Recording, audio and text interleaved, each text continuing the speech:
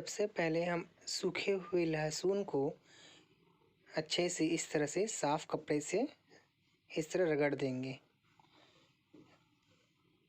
रगड़ देने के बाद में इसको हम मिक्सर ग्राइंडर में डालकर पीस लेंगे। छिलके समेत ही पीसेंगे, छिलके उतारने की ज़रूरत नहीं है। तो अब इसे हम अच्छे से मिक्सर ग्राइंडर में डाल करके इसे पीस लेते हैं।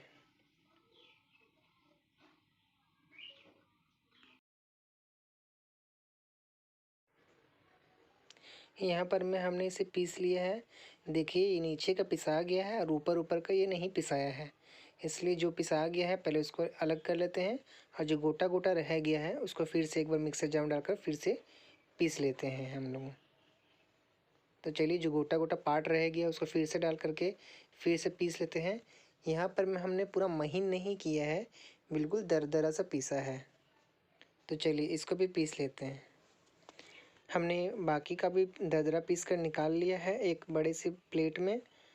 तो चलिए अब इसको पीसने के बाद में ये बहुत गीला गीला है, महीन नहीं पीसे हैं हम लोगों ने, इसे बिल्कुल दरदरा रखा है।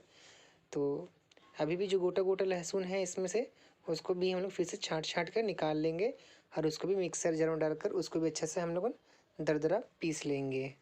अगर आपके पास कटर है तो आप कटर में भी चला सकते हैं। देखिए हमने दरदरा पीस कर इसे प्लेट में इस तरह से अच्छे से सजा लिया है।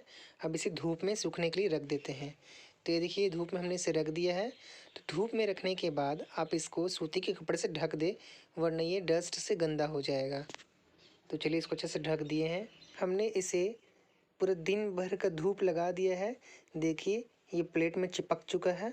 तो इसे हल्के हल्के हाथों से खुदुर खुचुर के निकाल ले। देखिए कितना ही अच्छे ये सूख गया है, बिल्कुल रेडी तैयार है ये। अब वो पहला प्रोसेस था, ये सूखने का दूसरा प्रोसेस है।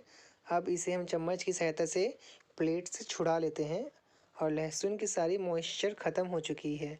तो अब फिर से इसे एक मिक्सर की जार में डालते हैं। अब इसे क्या करना है, बिल्कुल सुपर फाइन पाउडर हमें बनाना है। तो एकदम फाइन पाउडर बना लेंगे।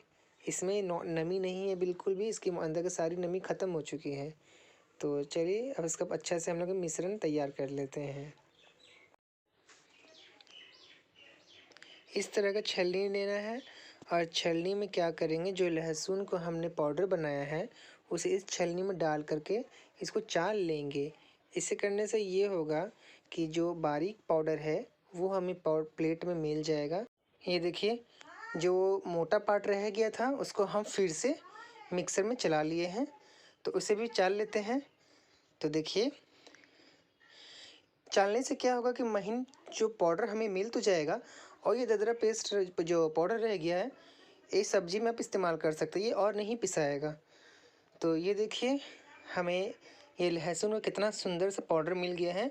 आप इस पाउडर को ज़रूर बनाएं और अपने सब्जी में इस्तेमाल कर सकते हैं, इसका टेस्ट भी बहुत अच्छा आता है। तो चलिए अब नेक्स्ट प्रोसेस करते हैं धनिया के ऊपर। तो धनिया हमने यहाँ ले लिया है, ये हरा धनिया है। धनिया को धो लेने के बाद में उसको जड़ को काट देंगे। जड़ को काट लेने के बाद में हम मोटा मोटा इस तरह का से काट करके एक सूप में फैला कर रख देंगे और इसको भी धूप में ही सुखाना है। तो हम इस तरीके से सारे धनिया को काट कर फैला लेते हैं इस सूप में। देखिए ये एकदम हरा हरा धनिया बाज़ार से लाया गया है। तो आप इसका भी पाउडर बहुत आसानी से बना सकते हैं, बस ज़्यादा मेहनत नहीं है। इस तरीके से काट ले और इस तरह से सूप में फैला दें। फैला लेने के बाद में ये देखिए हमने इसे धूप में सुखा लिया और ये भी बहुत अच्छे से सूख कर रेडी हो चुका है। अब इसको भी मिक्सर के जार में डाल देंगे। मिक्सर के जार में डालने के बाद इसका भी बारीक से हम पाउडर तैयार कर लेंगे। चलिए इसका भी पाउडर हम लोग रेडी कर लेते हैं। ये देखिए हमने धनिया के पत्ते को भी सुखाकर इसको भी पीस लिया है। तो इसको भी छान लेना ज़रूरी है, तो छान लेते हैं। देखिए कितना बढ़िया तरीके से ये हमें धनिया का पाउडर भी नीचे मिल गया। तो ये इंस्टेंट में आप बना सकते हैं, कुछ भी चीज़ बनाना है तो आप ऊपर से छिड़क सकते हैं। रोटी या कुछ भी पकौड़े बना रहे हैं तो इसमें भी डाल कर खा सकते हैं। सूखी अब इस सूखी पाउडर जो इसको स्टोर भी करके रख सकते हैं, ख़राब बिल्कुल भी नहीं होगी।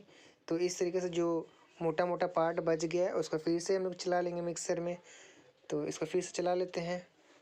तो ये देखिए हमारा धनिया का भी पाउडर बनकर रेडी हो चुका है। बस काट कर धूप में सुखा देना है, अच्छे से सूख जाने के बाद उसको पीस के पाउडर बना लेना है। बहुत ही ईज़ी तरीका है, वो सिंपल है। धनिया पत्ता का पाउडर बिल्कुल तैयार है। आप इसे किसी भी डब्बे में डालकर स्टोर करके रख सकते हैं और जब भी चाहे इसका इस्तेमाल आप कर सकते हैं। तो देखिए मैं भी इसे स्टोर कर दे रहा हूँ। तो ये हमारा धनिया पत्ता का पाउडर भी तैयार है और आपने